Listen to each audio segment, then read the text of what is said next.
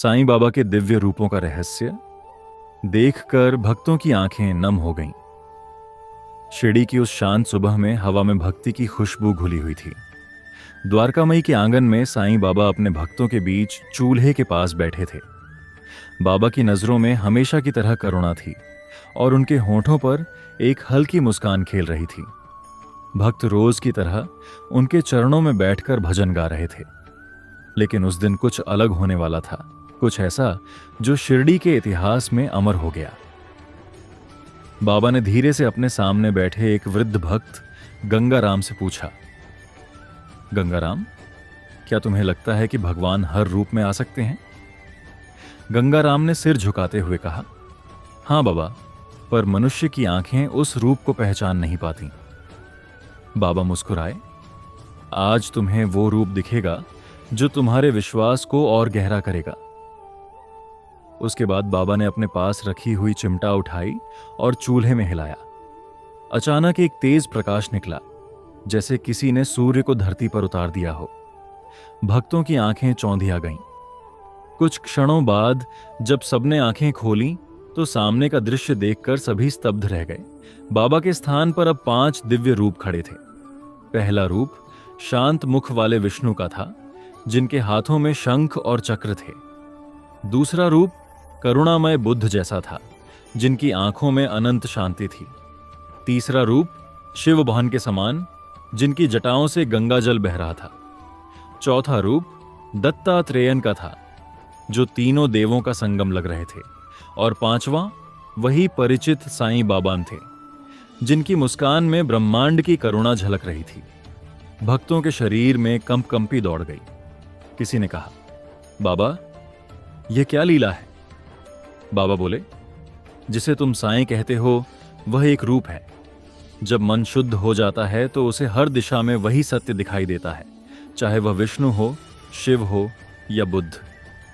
ईश्वर एक ही है, बस रूप अनेक हैं। इतना कहकर बाबा ने अपनी दोनों हथेलियां जोड़ी और वे पांचों रूप एक साथ उनके शरीर में विलीन हो गए। चारों ओर फिर से वही शांति छा गई, पर अब वह शांति किसी साधारण मंदिर की नहीं थी। वह आत्मा को हिला देने वाली शांति थी। भक्तों में एक बालक भी था, नाम था माधव।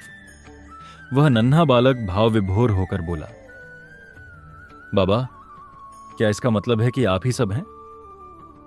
बाबा ने प्रेम से उसके सिर पर हाथ रखा और कहा, बेटा, जब तुम सब में ईश्वर को देखने लगोगे तब तुम्हें किसी मूर्ति की जरूरत नहीं रहेगी। हर जीव में वही परमात्मा है।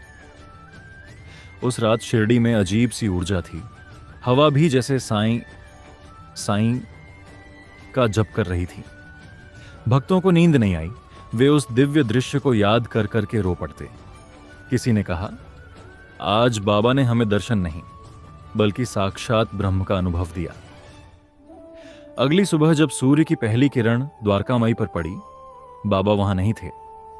लोग खोजने लगे, मगर केवल चूल्हे की राख में एक छोटा सा दीपक जलता दिखा।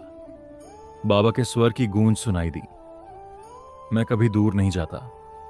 जब भी सच्चे दिल से पुकारोगे, मैं यहीं हूं, हर रूप में, हर दिशा में। भक्तों की आंखें नम हो गईं।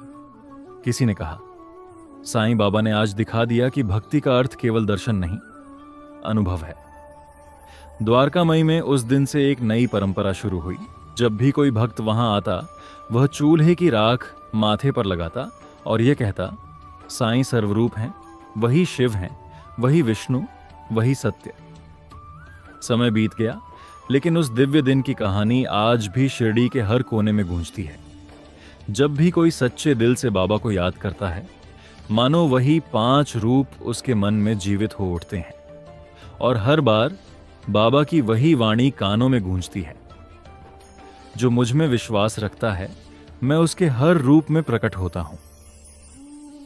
यही है साईं बाबा के दिव्य रूपों का रहस्य। एक ही आत्मा अनेक रूपों में हर हृदय में विद्यमान।